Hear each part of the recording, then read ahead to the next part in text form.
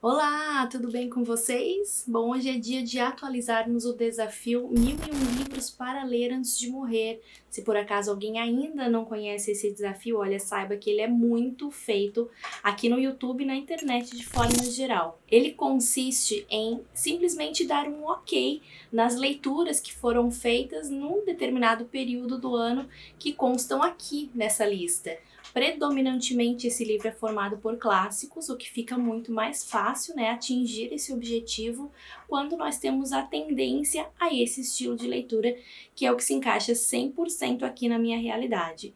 Bom, eu faço esse desafio 2 vezes por ano, venho aqui fazendo essa atualização primeiro no primeiro semestre, concluindo o primeiro semestre do ano, e depois na conclusão do ano. Então, o último vídeo feito, né, de atualização foi em dezembro do ano passado, e agora volto aqui para ficarmos em dia com o desafio 1001 livros para ler antes de morrer, referente aos primeiros 6 meses do ano. Bom, foram 7 leituras concluídas que constam aqui nesse livro e eu vou compartilhar com vocês agora. Não pretendo falar com profundidade sobre os livros, porque alguns deles já têm uma resenha exclusiva aqui no canal e outros já estão no planejamento de entrarem com vídeos exclusivos aqui também. Bom, vamos começar então, e o primeiro é As Brasas de Sandor Mara. Eu fiz essa leitura no Kindle, então vou deixar a capinha aqui para vocês conhecerem. Nesse livro a gente conhece o Conrad e o Henry, que são dois amigos de infância já, eles estão por volta dos seus 70 anos e estão sem se ver há mais de 40 anos, porque alguma coisa aconteceu em um dia muito específico que simplesmente fez com que os dois rompessem relações.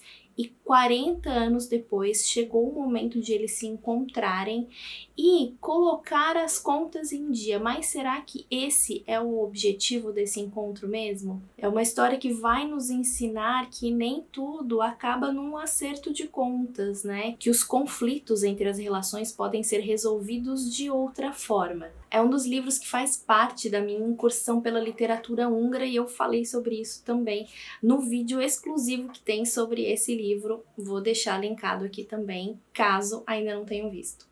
Outro que já tem vídeo exclusivo aqui no canal, que também está nesse desafio, é Meridiano de Sangue, do Cormac McCarthy. É um romance gótico muito, muito gótico, vejam o vídeo para vocês entenderem, que trata dos conflitos que aconteceram ali em meados do século XIX na fronteira entre México e Estados Unidos, quando mercenários eram contratados, né, para eliminar o maior número possível de índios e até mexicanos em alguns momentos.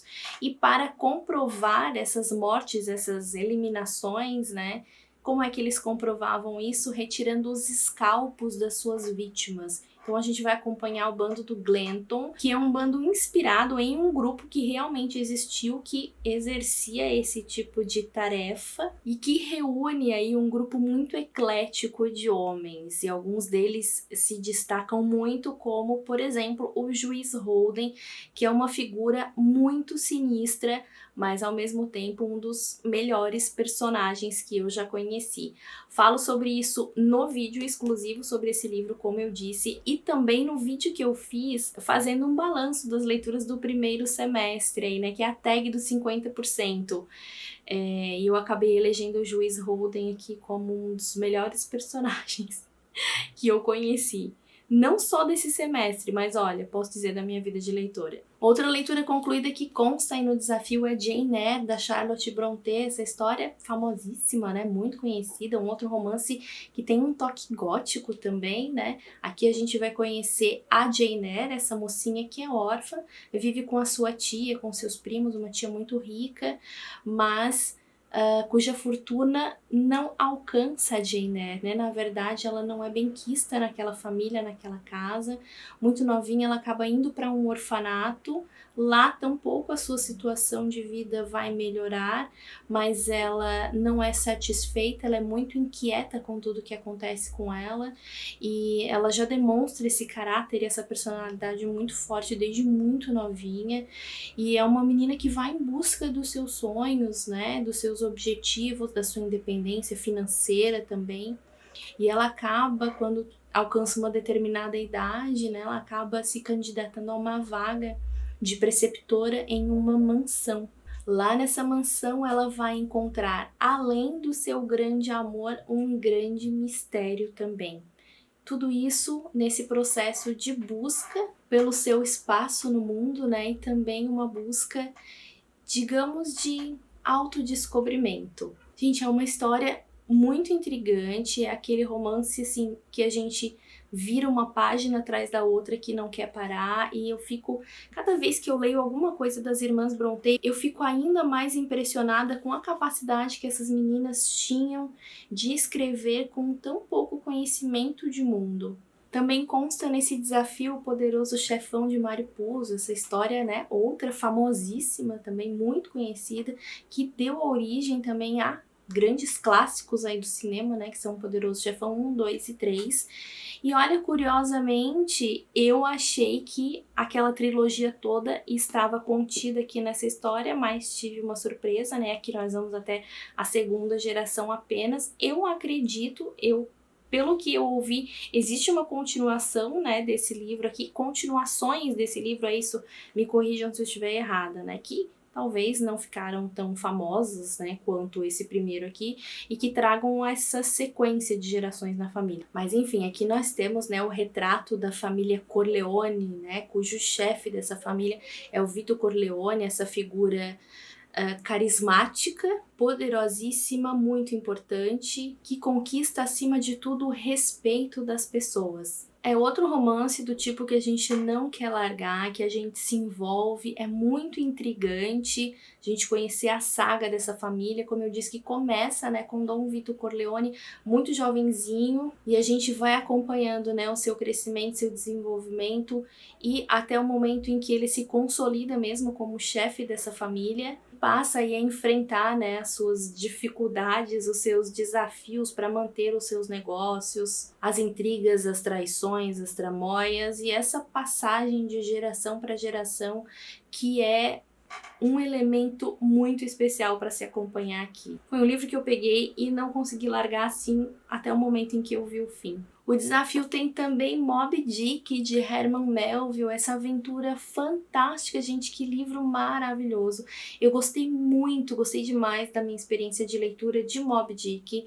É um livro desafiador, porque ele traz intercalados com a história principal alguns capítulos que muita gente pode julgar desnecessários pelo seu teor técnico. Ele destrincha totalmente para o leitor a embarcação, os instrumentos, as ferramentas, a baleia, as técnicas de caça, de matança, os costumes, as tradições daqueles homens. Mas ainda assim, ainda que contém esse fator técnico, esses elementos que talvez deem uma quebrada na leitura, ainda assim eu achei um livro incrível. Para mim não houve quebra na leitura, eu gostei demais, foram partes muito necessárias para nos ajudar a criar toda a imaginação da história. Mas bom, que história é essa, né? Aqui a gente acompanha o Ismael, que é um homem que já tinha trabalhado na marinha mercante, mas que vai ter a sua primeira oportunidade num navio baleeiro. Só que ele dá um azar muito grande, porque logo na sua primeira experiência como baleeiro, ele vai acabar no Pequod, cujo capitão é o Ahab, um homem que tem um assunto a resolver com um cachalote, não é qualquer cachalote, é a Moby Dick. É um homem muito excêntrico, é um homem monotemático que não pensa em outra coisa e inclusive coloca toda a sua tripulação em risco para cumprir o seu único objetivo, que é caçar essa baleia. Olha, eu amei essa leitura, é um dos que vai sair resenha aí nos próximos dias aqui no canal, porque ele merece falar num momento exclusivamente só sobre ele, porque é um livro que traz referência de muita coisa e que dialoga também com muitos outros livros. Então, olha, em breve falaremos sobre Moby Dick aqui no canal. Minha última leitura concluída, que faz parte do desafio também, é O Idiota. Aqui Dostoiévski traz pra gente um personagem que é a personificação do bem, inspirado inclusive em Dom Quixote e ninguém menos que Jesus. existem. O príncipe Mishkin, a gente encontra ele pela primeira vez quando ele está voltando da Suíça para Petersburgo numa viagem de trem. Ele passou muito tempo na Suíça em tratamento médico por conta de uma epilepsia. E aqui nós já encontramos a primeira semelhança com o autor, porque Dostoiévski era epilético. O príncipe Mishkin, então, é esse homem, esse jovem, né, muito bom, muito ingênuo, muito inocente, mas que vai ser interpretado como quem? Como um idiota, a partir do momento em que ele vai travando relações com as pessoas da aristocracia da Rússia da época. É mais um dos livros de Dostoiévski que vai trazer grandes personagens, né, que nos causam inquietação, que levantam discussões importantíssimas, né, a respeito, por exemplo, da morte, da fé de Deus, dos comportamentos, dos preconceitos, do orgulho, enfim. Outro que em breve vai receber um vídeo exclusivo aqui no canal também. Para fechar essa lista, eu trago aí um bônus, sim, tô considerando um extra, né, porque ainda não concluí todos os 7 livros, de Em Busca do Tempo Perdido. No livro, né, 1001 livros para ler antes de morrer, consta Em Busca do Tempo Perdido, então eu imagino que preciso concluir toda essa leitura para dar aquele ok final, né, mas tudo bem, constando aqui que já estou a caminho dessa conclusão. O primeiro livro já foi, né, que é No Caminho de Swan, e estou aí próxima de finalizar o segundo desse volume, que é A Sombra das Moças em Flor. Já tô aqui no finalzinho, então em breve já tenho essa leitura concluída também. Bom, com esse bônus aqui, então, esse extra, eu concluo a lista de livros lidos para o desafio 1001 livros para ler antes de morrer.